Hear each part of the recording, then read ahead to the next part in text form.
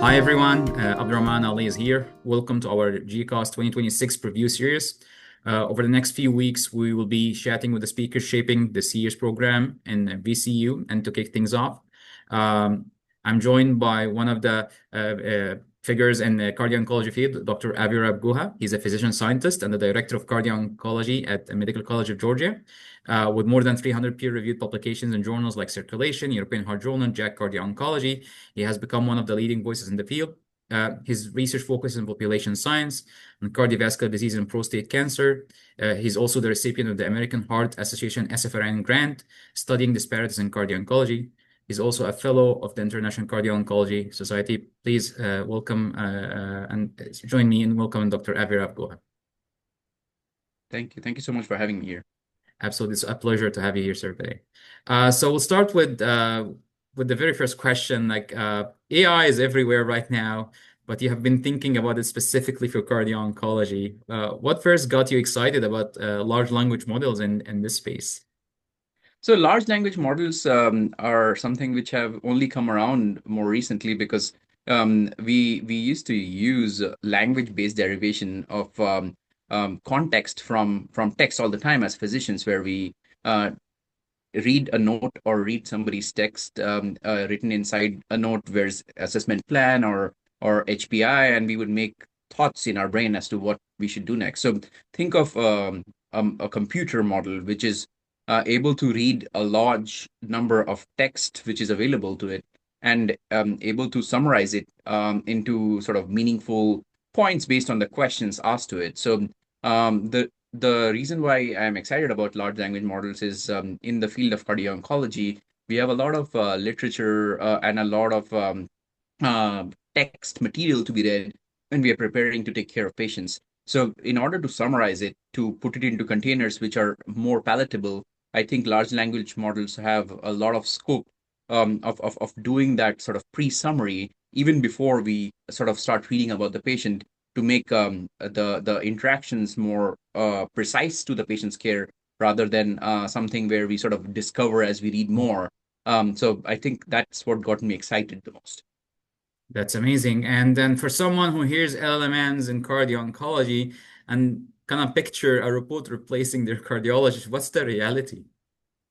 So one thing which is clear about all LLMs in general, not just cardio-oncology, is that LLM is based on the context available to it. So in an evolutionary field like cardio-oncology, I think that fear is not really warranted because a lot of the data discovery is yet to be done. So whatever an LLM cannot answer, it'll likely either abstain if it's a good LLM, or it'll hallucinate, which is the bad parts of LLM. Without getting too much into sort of the negatives or positives of LLM, I think to replace a physician, you'll need a lot more thought, which are clinical thoughts, which are beyond what is out in public or private domain of literature in our field. And the reason we are meeting for this GCOS is to, further that, further the knowledge, further the science of cardio-oncology, and the furthering of that science of cardio-oncology will hopefully at the future time point make LLM powerful enough to give a report half as good as a physician. So I'm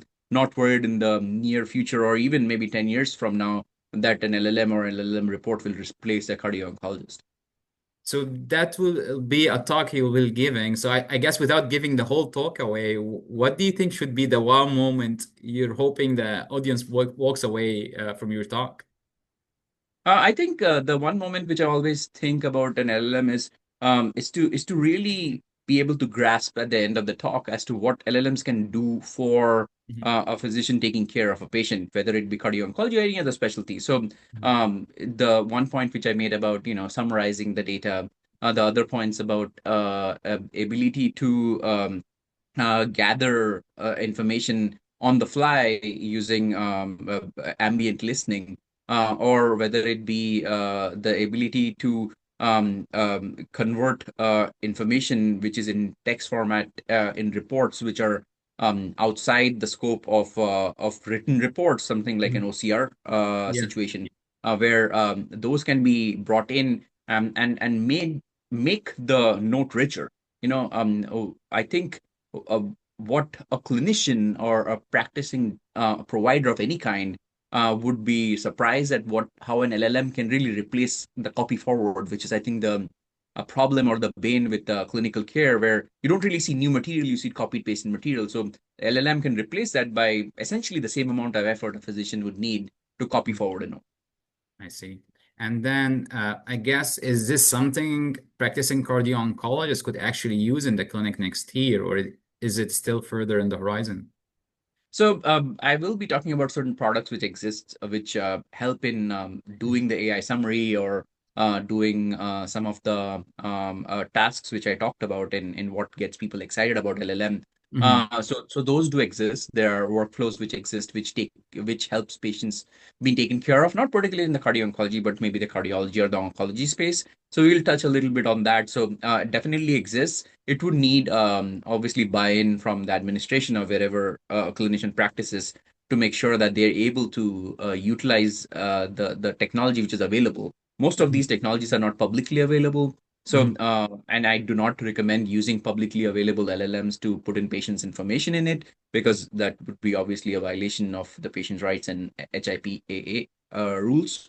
But I think you would want to definitely be able to use some of these tools which are already out there based on what your administration allows.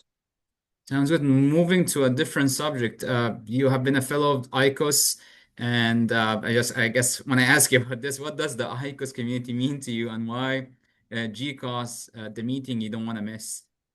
So ICOS community means a lot to me because I think I've being one of the initial members, I have interacted with people who envisioned what the field would be, worked with sort of the now leaders of the field to sort of keep pushing the field forward in a direction where we could hope to achieve at some point in time um, uh, uh, a specialty of cardio-oncology which has an equal footing as other cardiovascular specialties.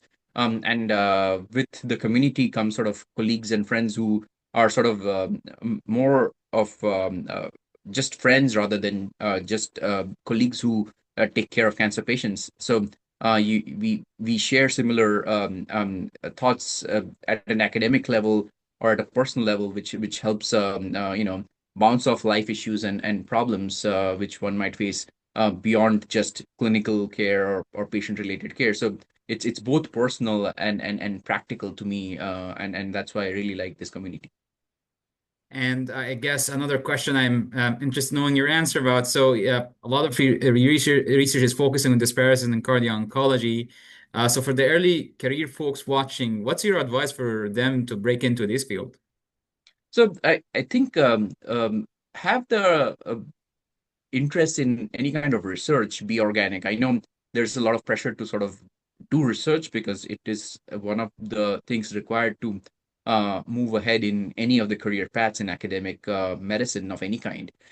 So at some point in time, if you really desire to do deep research, I would say to actually dive in deeper. I mean, in fact, one of the things I can talk about, or likely we'll be talking about in my LLM talk, would be to see how you can use sort of LLM to teach you stuff and to understand things in more depth than one would need to do to then conduct the research.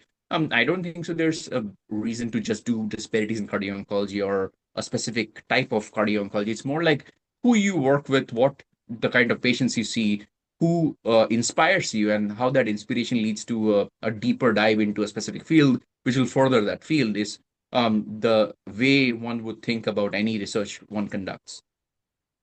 So, my last question for you. So, for someone who's watching us now and hasn't registered yet for GCOS, what do you want to tell them? I think this will be a very exciting meeting. You'll get to learn a lot about everything happening in the field of cardio-oncology. There's sessions for all kinds of folks, including nurses, scientists. So please register. We really would like to make you a part of our community. Thank you so much, Dr. Goa, for your time today. Thank you. Thank you, everyone, for watching us. Please stay tuned for more interviews.